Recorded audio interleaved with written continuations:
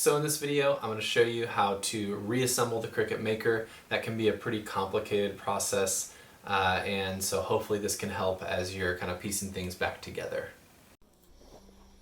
So just trying to add to the documentation of the Cricut Maker, since they don't make any repair information available. This is the carriage removed from the whole rail assembly here. This plastic piece here is what slides along the rails. It sits right here and kind of is the support for all of these pins that the tool holders slide along. This piece here is held in place by 2, 4, 6, 8 screws on the back here. The belt that moves the carriage back and forth is held in by 2 screws here. There is a plastic clamp that goes across that. So then removing this, it's basically impossible to see how these small pieces go in here prior to removing the tool holder.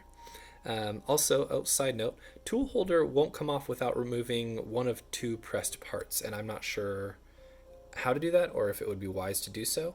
There's this, what I think is a brass gear there, which I believe is pressed onto this shaft. And then this probably nylon gear up here, the small one, which I think is pressed onto the head of this shaft. And so this tool holder, the casing won't come off without one of those coming off. So back to this. The way that this is assembled, there is a shaft here, and I believe the next thing on top of the shaft here is this large spring, followed by this nylon washer, followed by this spring, which I believe goes in with these larger coils facing down. This fits into this nylon part here. Oops. Oh great, I'm gonna lose that. Fits into this piece right here. This spring just pushes off the top of the housing, and then the rod threads down through this piece and all the way down to the bottom. This part here, there is this slot cut in it that slides along the rail in the housing right there. You can see me pointing to. So anyways, I'm gonna do my best to get this back on here and installed, but before I did so, I just kind of wanted to add to this knowledge base of the Cricut Maker and kind of help you out if you're in the predicament that I'm in right now, which is trying to figure out how this all goes back together. Okay, so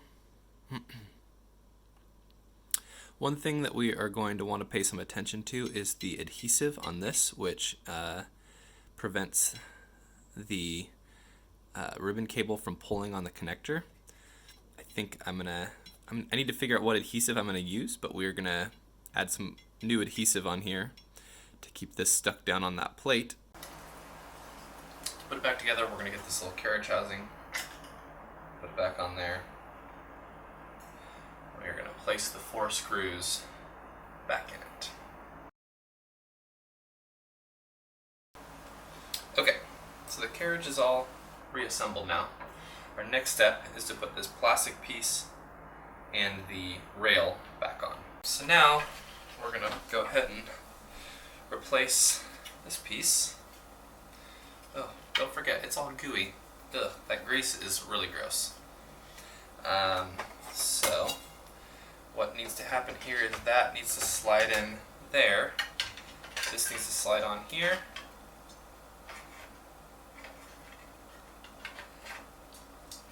And then we're going to get it started there. And then this guy just needs to tilt a little bit to get it started.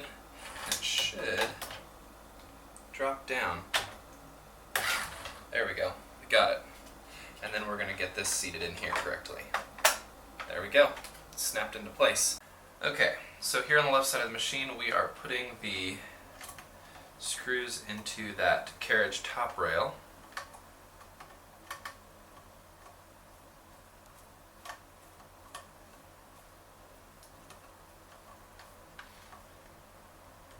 So we've got this screw and this screw installed. I've also added tension to that spring and put it back up here. One other thing I need to figure out is how much tension we should leave on this belt. Okay, so now we're going to turn it over to the other side. We are going to reinstall this ground screw, or ground wire here. Attached to the top rail. And the other one doesn't have anything that attaches to it. Okay, this little clip right here we're going to install. And it goes right on the bottom of that pin right there.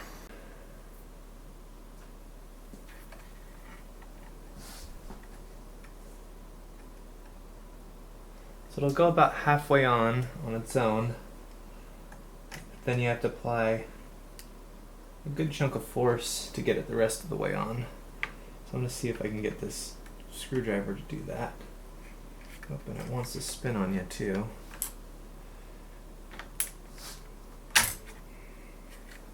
Alright, got it on there. As you can see, now this pin's not going anywhere. So this is some spray glue that I'm going to see if I can get spread on here. Okay. Spray glue on here, then directly apply it to there.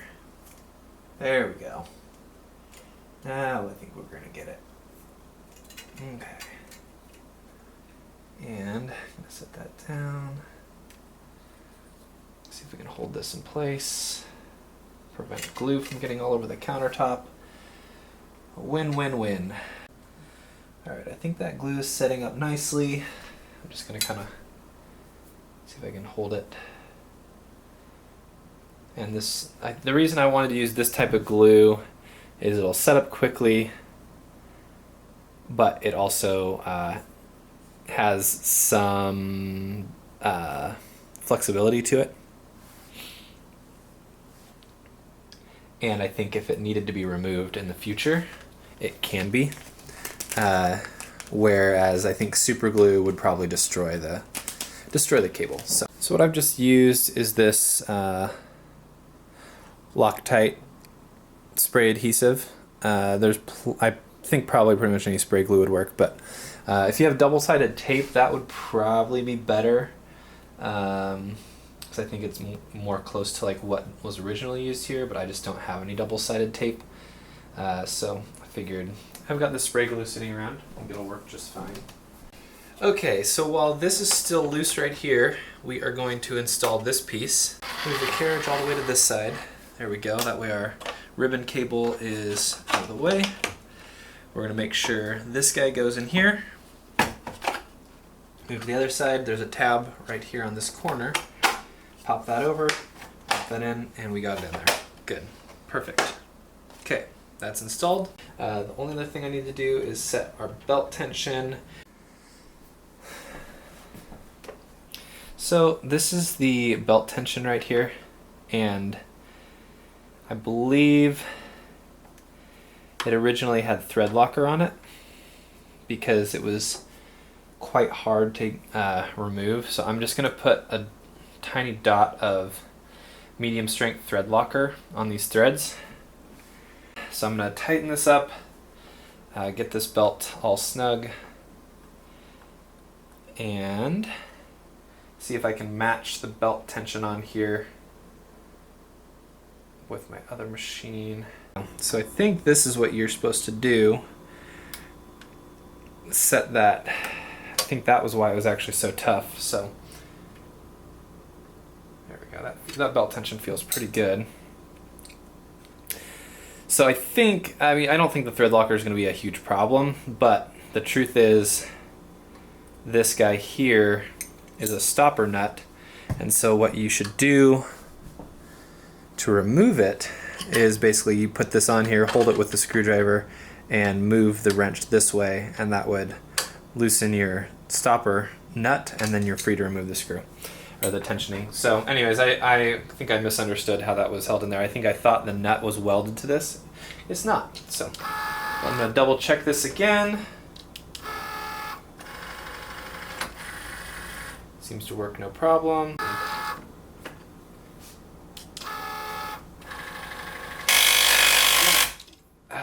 See, that's what you don't want to do.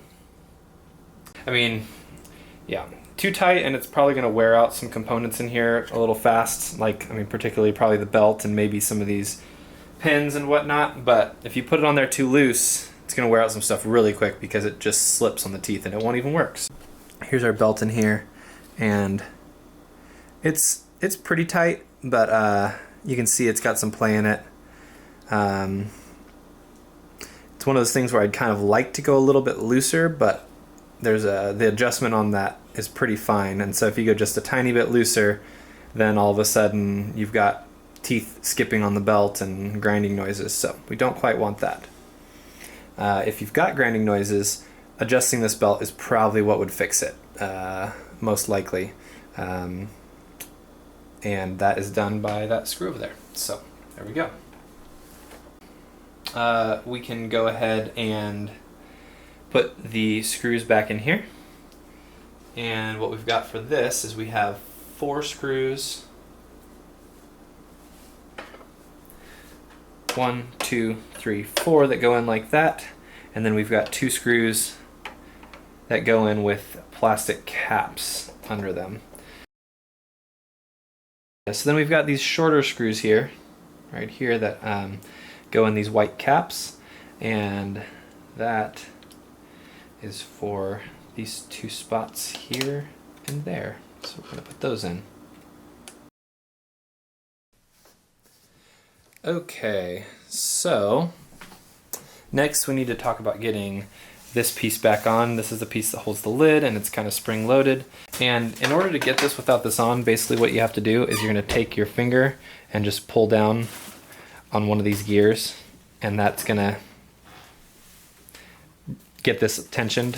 So you're going to put a fingernail on a gear and just kind of pull down while pulling down on this bar, and that gets that tensioned. So the next thing is we will take this, get that pin going on in there, and just about at this angle,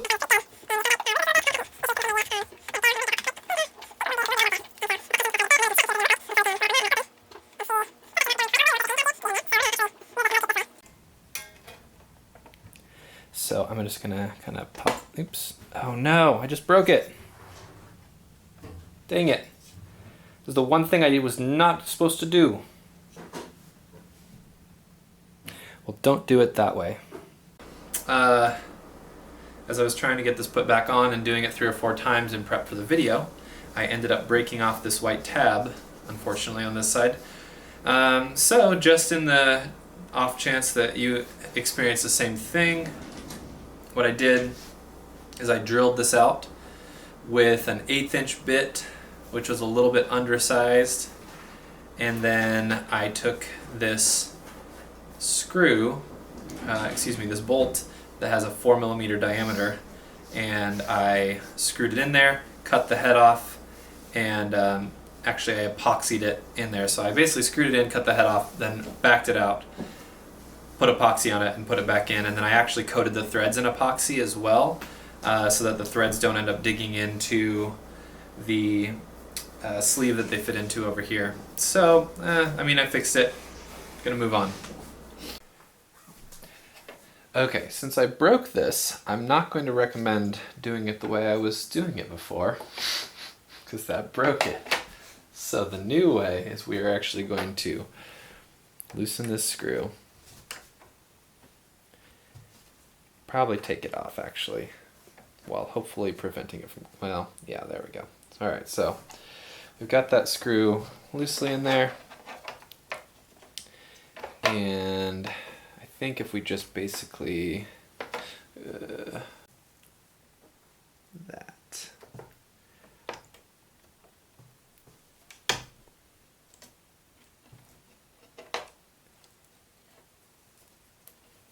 Yeah, that seems pretty close to it. Okay, now we're moving to the other side. Okay. So what I did is I took it off, engaged the gear, or I took it off, spun the gear slightly, spun the spring up, then engaged it on the gear and spun it that way, and that seemed to give it a little better tension. And we're going to test this out with our top cover before putting it all back together to just verify that our tension is correct. Alright, so we're just going to give this a little bit of a test with weight on it. So I'm going to drop this guy in here. I'm going to bring up the front cover, see if we can drop this down. Perfect, that seems to work just great. And will it go up on its own? It does after you bring it up a ways though, so that's actually probably fine. So we have 2 more screws on each side. I've got 1 in on each side so far. So, and now we just need to repeat this on the other side.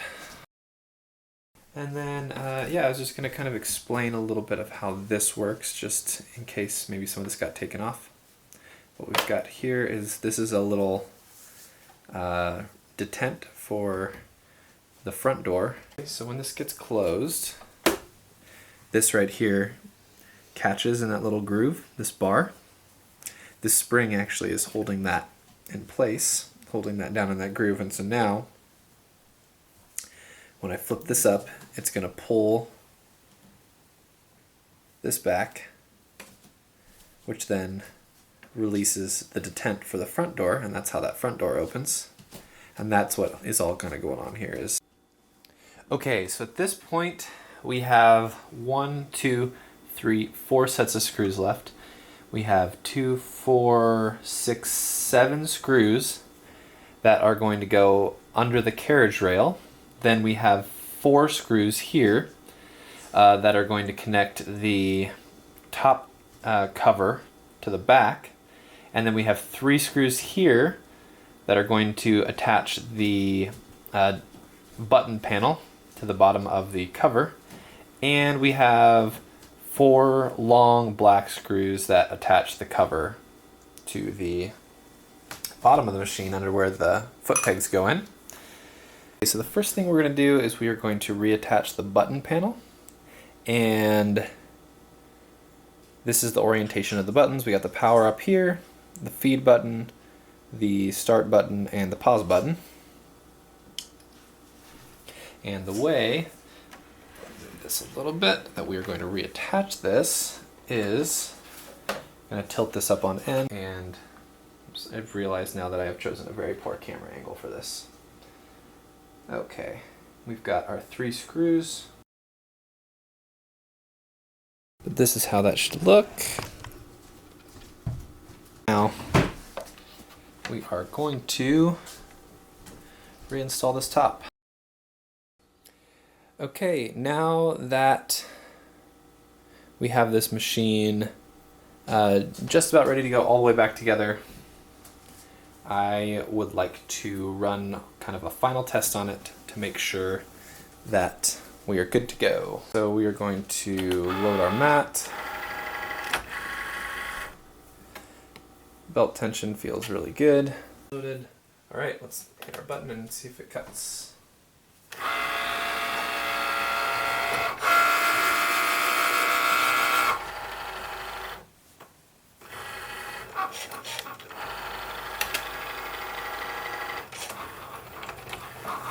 And it's cutting. Ta-da! Let's take the mat out, and it has worked. Okay, so now I'm going to replace the 7 screws that go underneath this rail here. And what I found that actually works pretty well for this is a bit.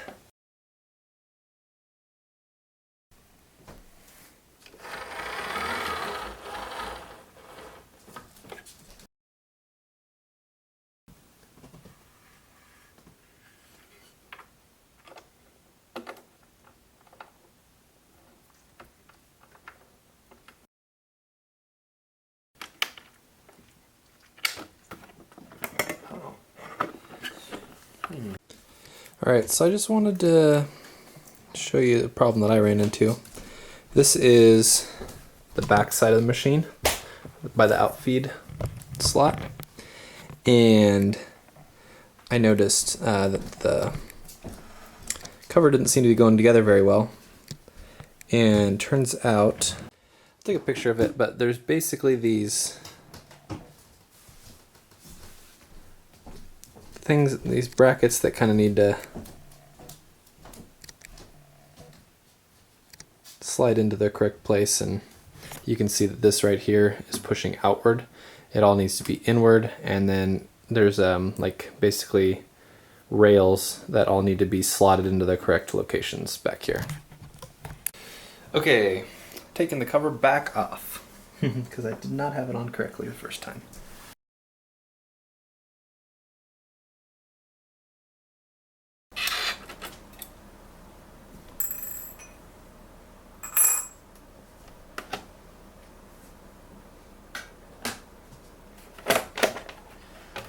Okay, let's see if we can get this to seat correctly now.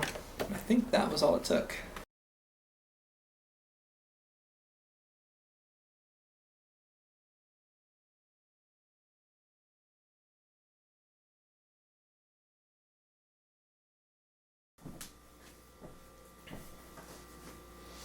Now we're just going to install this cover here. We start by sliding it down into the slots.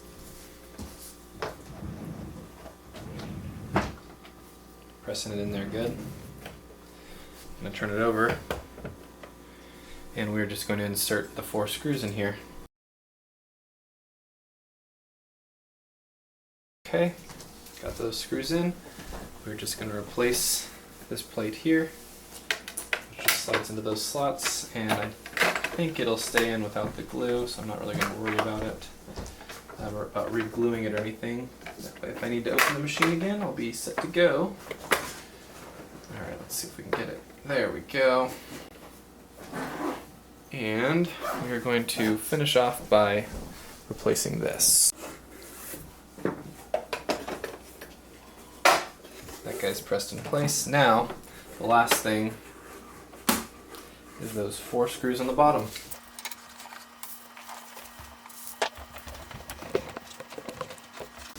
Okay, here we go. So underneath these foot plugs is where these long screws go.